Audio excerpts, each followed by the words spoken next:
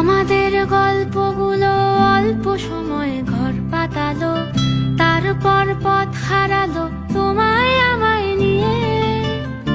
আগে যদি বুঝতো তারা মনের নদীর তল পাবে না, বেহায়া মুখ পোড়াতো অন্য কোথাও গিয়ে।